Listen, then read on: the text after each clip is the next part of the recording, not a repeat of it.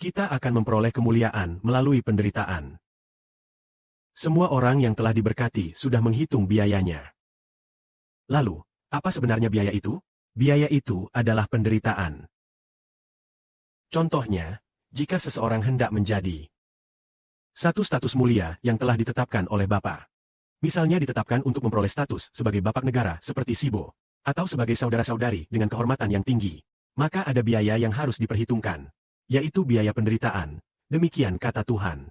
Seperti dua murid bertanya kepada Tuhan, Tuhan, mintalah pada saat kerajaan MU datang, agar kami dapat duduk, satu di sebelah kanan MU, dan satu di sebelah kiri MU, serta berkata, cawan yang akan aku minum ini, maukah kamu meminumnya?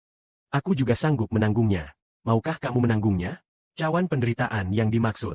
Dan sukacita yang diperoleh adalah sukacita dari penderitaan. Penderitaan yang berujung pada kematian sekaligus kebahagiaan. Kedua orang itu berkata, kami sanggup.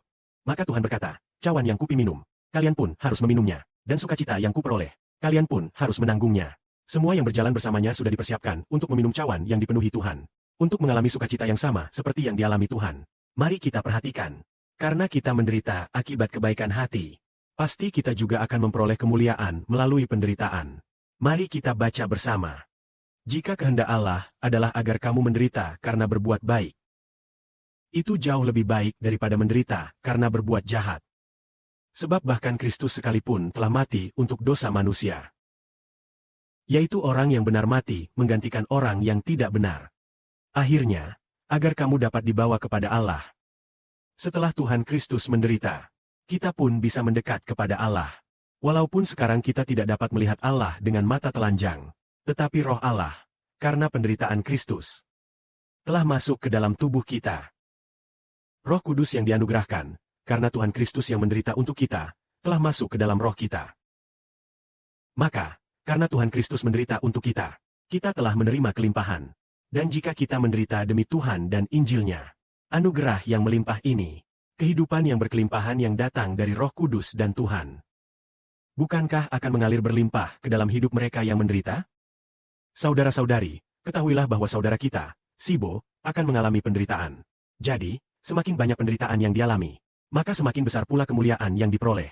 Sungguh, Tuhan berkata, bukankah kamu tahu bahwa Kristus tidak mengalami penderitaan terlebih dahulu, baru kemudian memasuki kemuliaannya? Semakin banyak penderitaan dialami. Itu semua demi nama Kristus, demi karunia ilahi, demi kehendak Bapa. Orang yang menanggung penderitaan sepenuhnya, adalah orang yang akan memperoleh kemuliaan yang luar biasa. Bukankah kita katakan bahwa semua penderitaan yang kita alami adalah karena Tuhan Kristus yang diberkati, bukan karena kita melakukan kejahatan sendiri, tetapi karena Bapa dan demi Tuhan kita menderita. Maka, berbahagialah kita. Di sini dikatakan, menurut sifat jasmaninya, dia telah dihukum mati. Memang, waktu kematiannya telah ditetapkan dengan sempurna, menurut tubuh jasmani. Tetapi menurut rohnya, dia telah bangkit. Jadi, sekarang dia benar-benar bangkit. Dan selain itu, dia bangkit sebagai roh. Melalui Roh Kudus, dia menyampaikan pesan Allah kepada roh-roh yang berada di penjara. Roh-roh itu adalah yang pernah hidup pada masa saat bahtera dibangun. Ketika Allah menanti dengan setia malaikat Allah yang memberontak.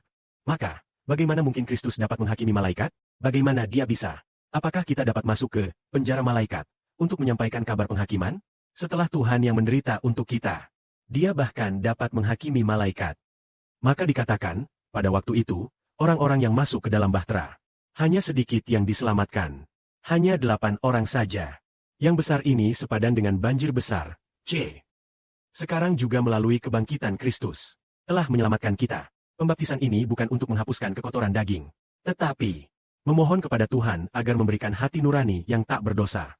Maka, melalui Tuhan Kristus, kita telah memperoleh sukacita sakral, yang membersihkan dosa-dosa dalam hati. Sebab oleh penderitaan satu orang saja, dosa-dosa dalam hati kita pun telah dibersihkan. Sekarang, jika kita juga berupaya untuk meraih kemenangan yang sempurna, maka kita menderita di tubuh juga merupakan berkat. Kristus telah naik ke surga, duduk di sebelah kanan Tuhan. Semua malaikat, baik yang memiliki wewenang atau yang berkuasa, telah tunduk kepadanya. Sebab Kristus, dengan tunduk kepada Tuhan sampai mati, ia menderita dan patuh sampai mati. Bukankah ia telah memperoleh kemuliaan? Kemuliaan itu, semua malaikat tunduk kepadanya. Kini, ia bersama Bapa dalam keagungan. Ia duduk di atas tahta Tuhan yang mulia. Maka, Tuhan Kristus karena penderitaan telah memperoleh kelimpahan. Kita juga pasti, karena penderitaan, Bersama Tuhan memperoleh kelimpahan. Amin.